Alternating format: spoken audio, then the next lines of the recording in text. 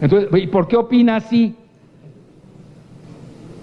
Porque está intoxicado por Televisa, Radio Fórmula, lo tienen intoxicado, y escuchan toda esta fauna de lorocutores, Loretito, Loretote, todo, etcétera, que han vivido del sistema. Los hemos mantenido con nuestros impuestos, a esa bola de parásitos y vividores, y pobre pues es lo único que oye, o ve Televisa, pues tiene televisión en blanco y negro, me imagino todavía, o oye la radio. Oye, no tiene la capacidad, y ni se dedica a eso, si no yo sería el conserje y él sería el geopolítico, ¿no? Bueno, entonces dicho esto, para que vean ustedes cómo influye, y a mi juicio esa va a ser la parte final, que también están en juego la batalla comercial entre China y Estados Unidos, está en juego el control de las materias primas, es lo que se juega en Venezuela, primera reserva de petróleo a escala mundial, y el litio en Bolivia. ¿Para qué sirve el litio? Para los carros eléctricos del futuro, que ya Bolivia fabricó ya 20 autos eléctricos, y ahí tenían a Evo subiéndose feliz a un carro eléctrico. No se dio cuenta que lo iban a sacar con un avión de la Fuerza Aérea Mexicana. Vean ahí paradoja, lo deponen militares de Bolivia y lo rescatan militares de la Fuerza Aérea de México por órdenes del presidente y del canciller Marcelo. Interesante paradoja, etcétera. Bueno, ahí tienen ustedes, y ahí nos seguimos más rápido. Bueno, estamos en esta fase en Latinoamérica de desglobalización, pero también con fuertes devaluaciones. Me pasaría todo el día hablando de cada país. En realidad, yo no quise meter el Caribe porque iba a complicar mucho el esquema. Me dediqué nada más a los principales 20 países de Latinoamérica, donde yo desde siempre he tenido una clasificación. Y ahí me baso no nada más en el territorio, tamaño de territorio, número de habitantes, sino también el potencial geoeconómico. Por ejemplo, no puedo comparar yo a Bolivia o a Uruguay, que aquí enloquecen con Uruguay y todo. Uruguay es la colonia del Valle, por favor. Aquí pierden la cabeza.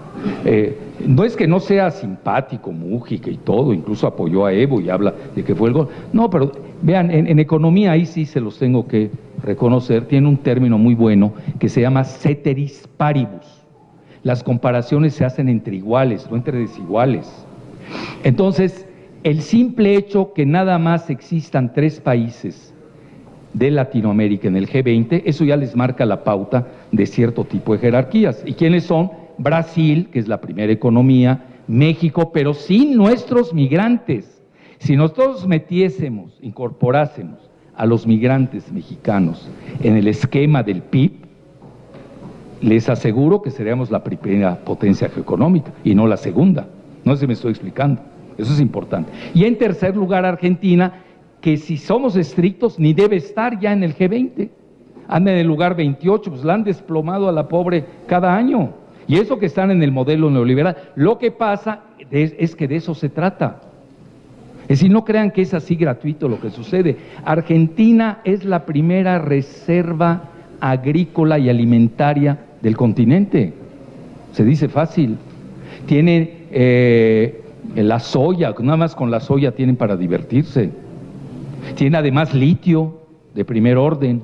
Tiene muchas reservas y además está en juego también la cuestión de la Antártida, si no, no entenderíamos nunca por qué Gran Bretaña invadió las Malvinas, que ellos le llaman Falklands, por cierto, ni en eso nos ponemos de acuerdo en los términos. Entonces, ese sería el primer nivel de análisis.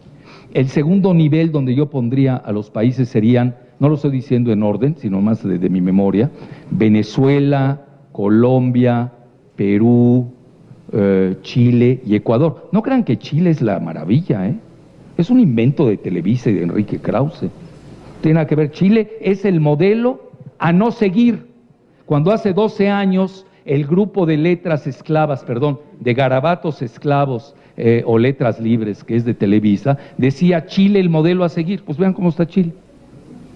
Vean a su juventud en plena revuelta. Bueno, entonces, a lo que quiero llegar es de que ese sería el segundo nivel, más o menos, ahí se van, y el tercer nivel están todos los demás. donde estaba Bolivia, que estaba al nivel de Haití en pobreza. Y hoy, nos guste o no, Bolivia era el primer país de crecimiento económico en todo el continente, ya ni siquiera en Latinoamérica, creciendo más del 5%, crecimiento que no tiene ni Estados Unidos ni Canadá. Ahora alguien me va a decir, no, es que Panamá estaba creciendo más. Panamá es un paraíso fiscal, es un lavadero, no es comparable.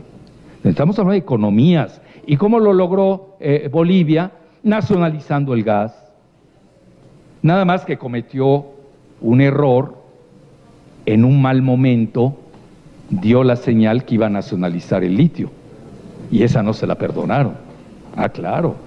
Porque lo vamos a ver, quien entra al poder, si no es del partido de Evo Morales, lo vamos a ver en un año, va a estar entregando el litio de Bolivia. Y ya sabemos a quiénes, a las mineras anglosajonas de Canadá y de Estados Unidos, que por cierto es la OEA. La OEA, ¿dónde tiene su sede la OEA? En Washington. ¿Quién financia la OEA en 60%? Estados Unidos. A ver, ¿con quién va a estar? El famoso Almagro es el Fox de allá, que está en la OEA. Digo, tampoco hay que equivocarse en eso. Ahora, ahí cometió un grave error Evo. Aceptó el dictamen de la OEA. Yo de entrada no lo hubiera aceptado. Ahí eso se va a prestar mucho a discusión. ¿Qué tanto fue un error el haber aceptado el dictamen de la OEA? Bueno, ya ni siquiera reelección, ya segunda vuelta, ya casi regresarle. Pues de eso se trataba. Hoy, ¿qué estamos viendo?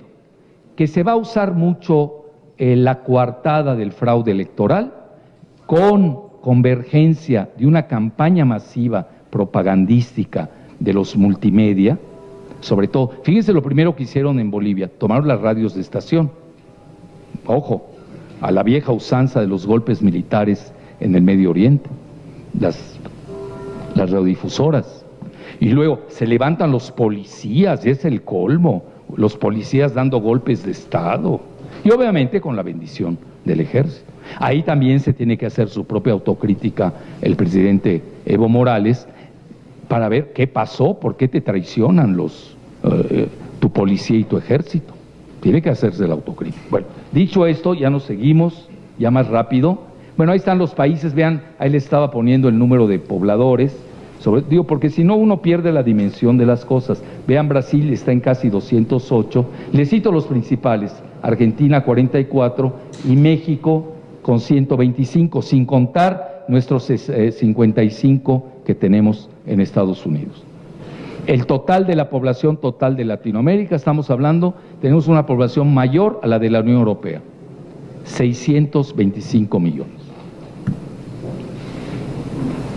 Yo diría que la revuelta de Latinoamérica empezó en México el 1 de julio, con el triunfo de Andrés Manuel. Y de la alianza, de la Santa Alianza, por cierto, que ustedes saben, en un momento dado, el PT tenía más diputados que el PAN.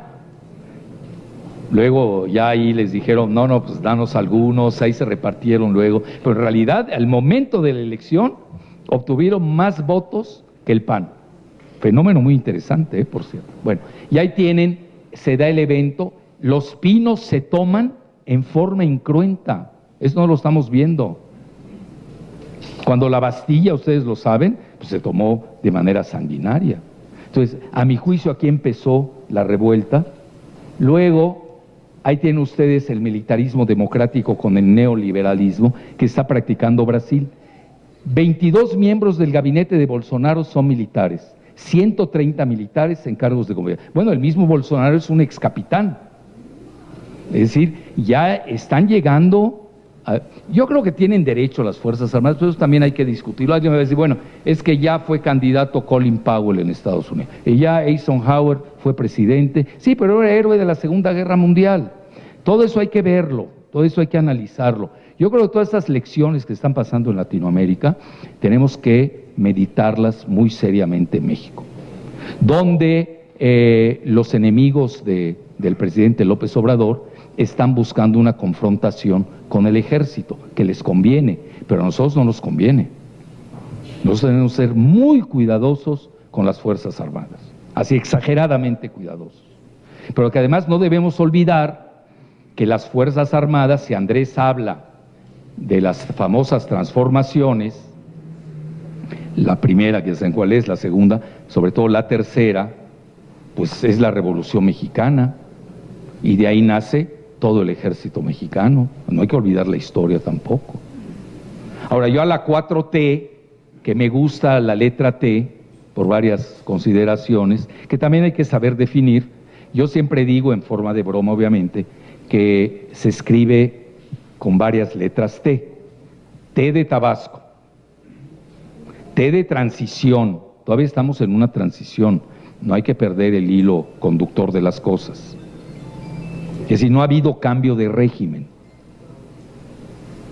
Y luego nos falta una T, la T de tecnología, que tampoco es muy fácil porque tenemos, yo diría, el veto subrepticio de Estados Unidos, sobre todo en materia de Internet, y básicamente, no, este documento infame del nuevo Tratado de Libre Comercio que le conocen como TEMEC, bueno, este Guajardo se ve que odia a México, el que negoció, entregó todo.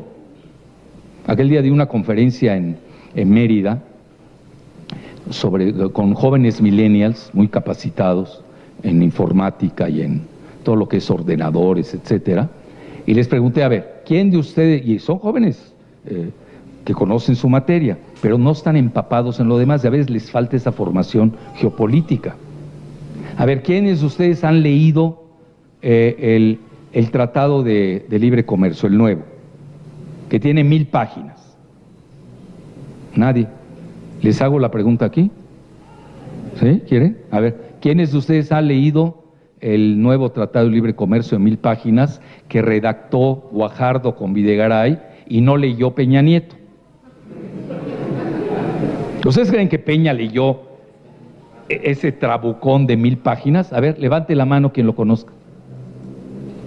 Bueno, entonces, ¿cómo podemos protestar de algo tan vital para los... Aquí atrás no quise ver, A ver, aquí atrás no quise ver. No, pues si no ya no me invitan a comer, oiga, no, yo también soy estratega, como en el ajedrez me adelanto a 2 jugadas. Bueno, entonces, ¿cómo vamos a discutir de algo que no hemos leído? Y que me venden diario los medios del viejo régimen, que les convino este nuevo tratado ignominioso, que es una maravilla, y que si no se cae México. A ver, ¿cómo discuto yo eso? Bueno, pues se topan con un loco, como ya saben quién, que sí lo leyó, y les lee la carta, bueno, y hasta les dice hasta de lo que se van a morir, que regalaron al país. Entonces, moraleja, pues hay que enterarse también de ciertos documentos básicos, y para eso está la transmisión, la correa de transmisión entre los legisladores y los ciudadanos. Pues los ciudadanos van a perdonar, no tenemos el tiempo, ni muchas veces ni los recursos, y a veces ni se entienden esos términos, para leer un tratado de 1000 páginas, pero por eso están los legisladores. Ahora, no todos los que se consagran a la comisión, no sé si exista, de tecnología, que tienen que alertar a la nación, de los ciudadanos, qué es lo que está en juego. Eso es así como opera una verdadera democracia. Bueno, dicho, bueno, ya voy a dejar de soñar, sigamos. Y ahí tienen, vean, el ex capitán Bolsonaro y su vicepresidente, el general retirado Hamilton Mourão, es un evangelismo sionista con neoliberalismo neopinochetista. Precisamente tiene desde ministro de Economía a Paulo Guedes, que es un Chicago Boy. Entonces, que Dios los agarre confesados entre el Guedes de Brasil y el Guaidó de Venezuela. Imagínense. Bueno, pero vean, estamos hablando vicepresidente, que muchas veces le ha enmendado la cartilla a Bolsonaro. Por ejemplo, Bolsonaro ya quería romper con China, lo paró en alto el vicepresidente. Digo, no, nosotros dependemos mucho del comercio con China, etcétera, etcétera, los intercambios. Y él se quería clavar totalmente con Trump. Y hoy vemos que incluso se está dando, hoy que es 14, ¿no? 15. El día 13 y 14 se dio la cumbre de los BRICS en Brasil, muy interesante por cierto. Pero vean, aquí a lo que me estoy quedando es la cuestión militar. Ahora, viene algo interesante en Argentina. Pierde el neoliberalismo, eso es Macri, se llama la macroeconomía, que fue un desastre. Él dijo que iba a gobernar 20 años con su modelo, no duró 4. Y Argentina la tiene en la lona. Y ahí, pues obviamente no ha intervenido el ejército, es de los pocos países donde no sabe, hubo un proceso electoral, lo acepta su derrota Macri, hay que reconocerlo, y regresa bueno, realmente sí, porque él fue jefe de gabinete de Cristina, a los Fernández, el binomio Fernández, regresan con un modelo muy parecido al nuestro del gobierno de Andrés Manuel López Obrador. Tiene muchos parecidos, pero sin confrontación con Estados Unidos. Por ahí a alguien se le ocurrió, a esos jacobinos trasnochados que no faltan, que había que hacer un eje Argentina-México y ligado. Nosotros no estamos para meternos en eso, no tenemos, ni tenemos la misma coyuntura ni las mismas vivencias que Argentina. Podemos ser solidarios, podemos dar asilo, lo que quieran y manden, pero nosotros no podemos enfrentarnos de ninguna manera a Estados Unidos. Y conste que yo soy crítico de Estados Unidos, pero no soy suicida. Son dos cosas diferentes. Una cosa es ser crítico, otra cosa es ser suicida. Entonces, eso no opera, y ustedes saben también que el peronismo tiene yo diría, un tufo de militarismo. Yo ahí hablaré de un militarismo encubierto que viene desde la época de Perón, etcétera, etcétera. Pero ese es el único país. Curiosamente, Evo Morales debió haberse refugiado en Argentina, porque es el país que tiene junto. Y parece ser que el mismo presidente electo, Alberto Fernández, se lo sugirió al presidente López Obrador, quien a su vez, pues obviamente, le dio la encomienda al canciller Marcelo Ebrard, que a mi juicio estuvo excelente lo que hicieron, de maravilla. Es que se va a pelear con Estados Unidos, pues nosotros le hemos dado todo, Estados Unidos se van a pelear. Yo creo que hasta dijeron qué bueno que ya nos quitaron de ese problema a los mexicanos. Pero nosotros siempre nos hemos sabido manejar, incluso en la época más feroz, y estoy hablando del PRI, ya ni siquiera de Morena ahora, en la época más feroz de las relaciones, nada más con un loco como Fox, que ya quería correr a Fidel Castro. Vean ustedes hoy en retrospectiva, ¿dónde está el gigante de Fidel Castro y dónde está el gonococo de Fox? Pues nada, no va a aparecer ni en un pie de página de la historia. Y el otro es el gigante de la geopolítica, en una islita de 10 millones de kilómetros cuadrados. Es decir, no se saben ubicar, no tienen proporción. Entonces a lo que quiero llegar es de que le sugiere esto al presidente López Obrador, y aquí está Evo Morales, etc. Obviamente el peso de México es demasiado en Latinoamérica. Es decir, aquí no es de números. La OEA son tantos. Sí, pero muchos de ellos, con todo el respeto, son paisitos. Es como esta nueva presidenta electa agarra y dice que estamos locos los mexicanos por estar recibiendo, ¿qué dijo? Que le da pena a los mexicanos. Bueno, esta tratante para ahí me paro, nos quiere dar lecciones. Digo, no se ubica. Es decir, México tiene un gran peso, sobre todo en la Latinoamérica de habla española. Vean, yo fui asesor senior de la COPAL, la Conferencia de Partidos Políticos de Latinoamérica y el Caribe. Sé de lo que estoy hablando. El peso de México es tremendo. Es decir, lo que pasa es que tuvimos una ausencia de liderazgo en la fase del neoliberalismo. Esa es la realidad. Y hoy, fíjense, Andrés ni siquiera ha buscado el liderazgo. No lo ha buscado. Él es muy ensimismado en el país, ¿no? Incluso ni va a las cumbres internacionales, para eso tiene a Marcelo. Pero en realidad son los latinoamericanos los que nos están buscando. Están buscando nuestro liderazgo. Por eso nosotros tenemos que ser doblemente cuidadosos, porque tampoco podemos mandar malas señales a Latinoamérica. Entonces yo sí oigo a esta presidenta autoproclamada, pues dices, bueno, ¿y esta de dónde salió? Con un quórum de 8 votos, bueno, etcétera. Y ahí tienen ustedes igual Chile, la remilitarización, Sebastián Piñera decreta el estado de emergencia, de eso ya hablamos en infinito. Y ahí está, yo que Krause y Televisa y toda esa fauna, mando a quemar la edición. Yo porque la tengo guardada, ahí está, véanla. ¿Cuándo lo escribieron? Perdón. Vean. Es más, lo voy a poner hasta con mi señalador para que se vea. El mío es chino, así que es más fuerte. Vean, para que vean.